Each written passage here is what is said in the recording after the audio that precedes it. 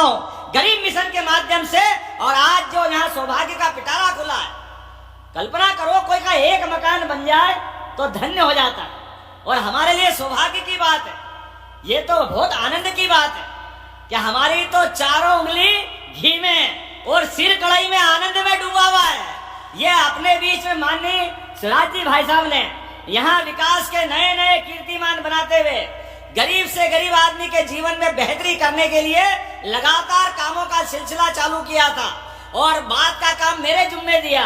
माननीय प्रहलाद जी भाई साहब हमारी मदद करने दिल्ली से यहाँ आए, और अब शिवराज जी भाई साहब फिर लगातार सौगात दे रहे हैं। जोरदार अभिनंदन करो माननीय शिवराज सिंह जी चौहान का।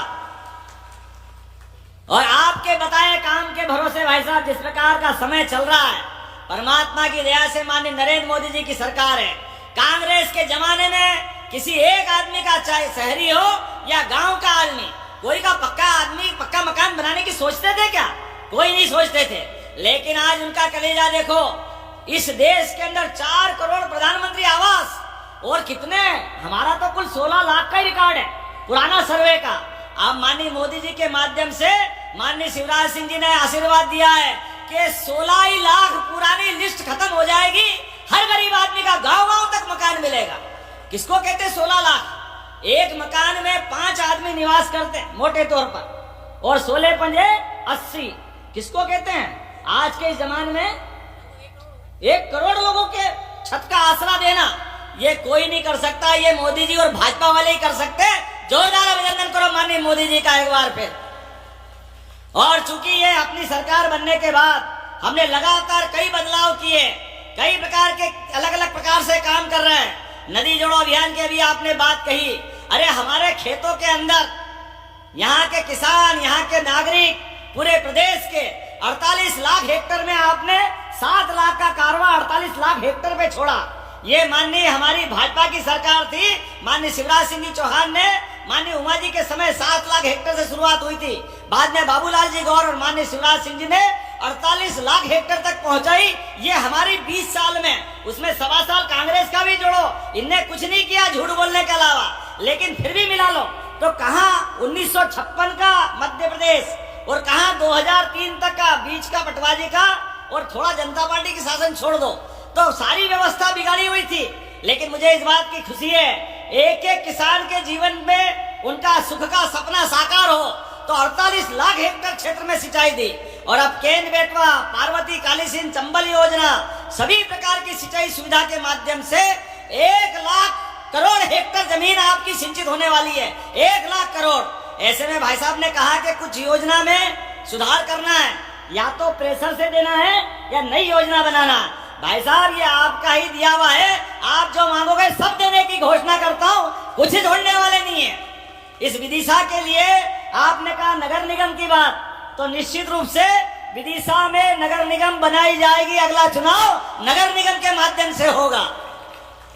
नगर निगम बनने से सभी प्रकार के विकास के मामलों में बड़ी मदद मिलेगी। मैं जानता हूं कि आबादी थोड़ी कम है, तो आसपास की पंचायत मिलाएंगे, पंचायतों को जोड़ करके। अभी 2,20,000 30,000 के आसपास हमारी आबादी हो रही, लेकिन आसपास का इलाका। लेकिन एक जानकारी आपको और देना चाहूंगा, हमारा बहुत जल्दी प्लान आ रहा है राजधानी वृहद परियोजना के माध्यम से। राजधानी भोपाल से विदिशा दूर नहीं है, लेकिन हमारे छोटे छोटे गांवों के अंदर पीने के पानी, सड़क के आने जाने के मार्ग, अब जिस प्रकार से भविष्य का भोपाल, विदिशा, रायसेन, सीहोर, ये तो आपकी कॉन्स्टिट्यूंसी है। मैं अपनी इस योजना के माध्यम से माननीय शिवराज सिंह जी भाई साहब से आशीर्वाद लेके ये पूरा राजधानी वृहद परियोजना का एक मास्टर प्लान लाने वाले हैं, जिसके माध्यम से पूरा क्षेत्र बदल जाएगा। आप सबसे हाथ जोड़ के निवेदन है, यहाँ के किसान अपनी जमीन को बचाना, क्योंकि जमीन बाप दादा ने दी है। हमारे लिए विकास के मामले में धीरे धीरे करके मध्य प्रदेश, हरियाणा और पंजाब को पीछे छोड़ने वाला है। ऐसे में भविष्य के लिए, अपने बाल बच्चों के विकास के लिए कोई भी कारण बन जाए, लेकिन अपनी जमीन अब वर्तमान के समय में विकास के एक एक करके नए कीर्तिमान बनाने वाली है। मैं आज इस अवसर पर बहुत कम समय में अपनी बात कर रहा हूँ, क्योंकि आज समय की भी कमी है। लेकिन आपने कहा है टंडन जी 2-3 चीजें और बताई। कौन सा हॉस्पिटल बताया आपने? मेडिकल कॉलेज का मेडिकल कॉलेज और जिला हॉस्पिटल एक करने की घोषणा जो आप चाहोगे वो भी हो जाएगा, उसमें भी कोई परेशानी नहीं। मैं आज के इस अवसर पर अपनी पशुपालन विभाग की योजना बता, और कुछ बता रहे थे, अब जरा थोड़ा ठहर भी जाओ अगली बार के लिए। बेतवा कॉरिडोर, चलिए चलिए भाई साहब ने बता दिया है, आप जो जो चाहोगे मैंने एक शब्द में बोल दिया वो सब करेंगे। जोरदार ताली बजा दो, एक एक चीज की बात नहीं करेंगे। आज तो भाई साहब के मैं आपको भी छोड़ना है क्योंकि आपकी फ्लाइट का टाइम हुआ है और हमने संकल्प किया था किसी हालत में 15 तारीख को आकर के यहाँ अपने माध्यम से 8.5 लाख के आसपास नए आवास आप मध्य प्रदेश सरकार को सुपुर्द करने वाले हैं। और उस आधार पर मैं भी कहना चाहूंगा कि सरकार के माध्यम से हमारे गरीब आदिवासियों के लिए पीएम जनमन मकान और ग्रामीण आवास, ये जैसे ही सूची खत्म होगी एक एक गांव के अंदर दोबारा सर्वे करवाएंगे।